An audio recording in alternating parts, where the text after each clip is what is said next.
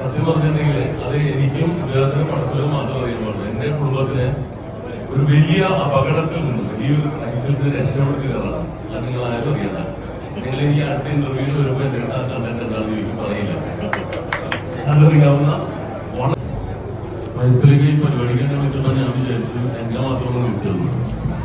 പിന്നീട് അറിഞ്ഞത് KSRTC-യിൽ 2 ബസ് ഇറങ്ങിയതുണ്ട്. കാരണം ഞാൻ മൊബൈലിലൂടെ ഇങ്ങനെ കണ്ടുകൊണ്ടിരിക്കുകയാണ്.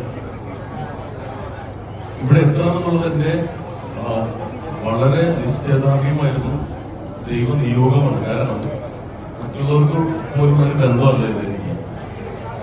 കാരണം അപ്പം നമ്മുടെ ടി വി ടോം അദ്ദേഹത്തിൻ്റെ ഫാമിലി വന്നിട്ടുണ്ട്. ഒരു കുറേ 10-20 വർഷം മുമ്പ് 20-25 വർഷം കഴിഞ്ഞിട്ടുണ്ട്. 20 വർഷം അപ്പോൾ ഇന്ത്യൻ റുപ്പീസൊക്കെ തുടങ്ങുന്നതിന് മുമ്പാണ്. അപ്പോൾ വീട്ടിൽ പോയപ്പോൾ ഭയങ്കര സ്നേഹം തന്നു. അന്ന് ഈ മോന് വളരെ ചെറുതാണ്. അങ്ങനെയുള്ള സ്നേഹം കൊണ്ടാണ് നമ്മൾ ക്ഷണം സ്വീകരിച്ചു കൊടുത്ത്